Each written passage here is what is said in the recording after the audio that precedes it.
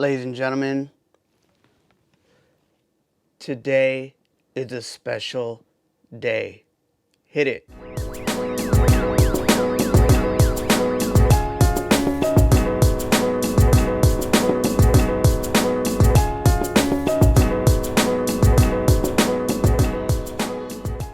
You guys, welcome once again.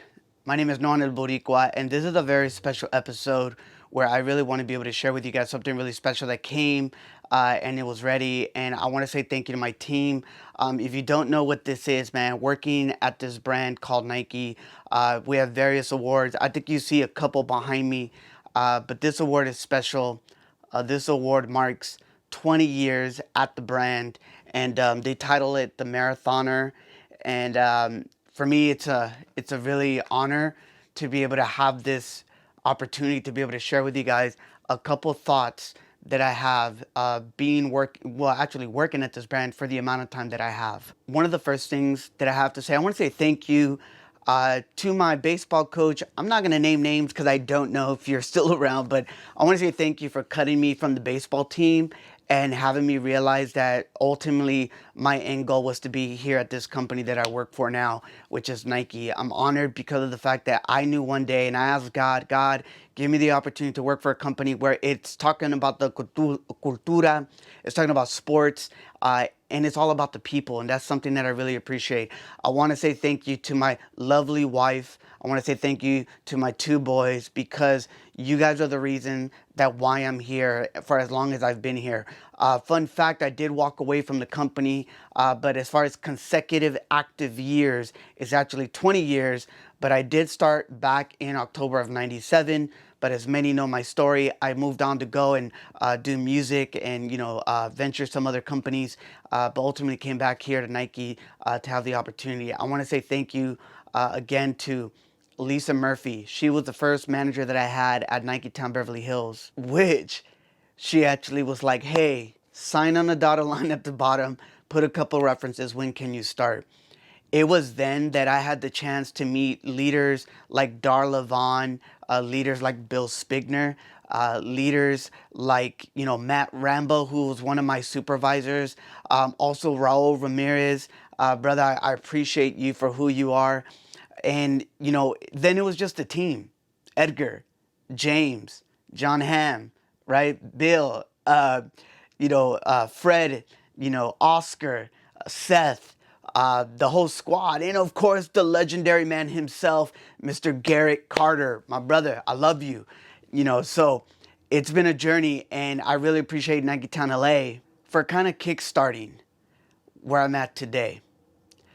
Let's venture though. So I walk away from the brand for a little bit, only to come back, and now in the capacity is that I started at Santa Monica, and it was at Santa Monica, the first brand experience store, and I had the opportunity to be hired.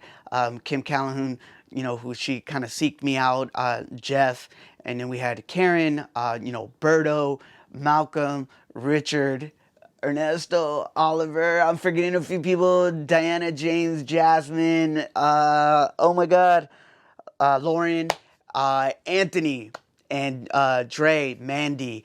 Man, I really want to say thank you, man. That squad, man, unreal, man, and all the athletes that were a part of that team, to be able to see them in the capacity that they're at now. Jesse. Oh man, I forgot Peter. Peter, man, you were also one of the dudes. But man, so many people, man, that I think of, athletes. Just Will, CJ. My boy El Compa, Eli, and Ismael. Cindy B, and Zan, Brittany. So many different leaders. But Karen, I just want to say thank you. You always used to tell me to think about music. You always told me to think about the orchestra and think about the people around you. Oliver, I want to say thank you for really taking a chance on me, and Ernesto. You guys really challenged me. We had a lot of fights as visual managers, but they were good fights because we understood that it was for the people and for the brand. And then I want to fast forward a little bit. I went from being like a lead manager to a coach, which is like a department manager for those who don't know the lingo at Nike. And then I had a chance to be able to, work in back of house, not my best, shipping and receiving. But now it comes to this moment. My current role now has been a recruiter, Many know it as the Attack. The name has changed, and I'm just really grateful for the original West Coast team that we had. I want to say thank you to all of my peers across North America, all of you, those that are with us or those that have gone on to do other things.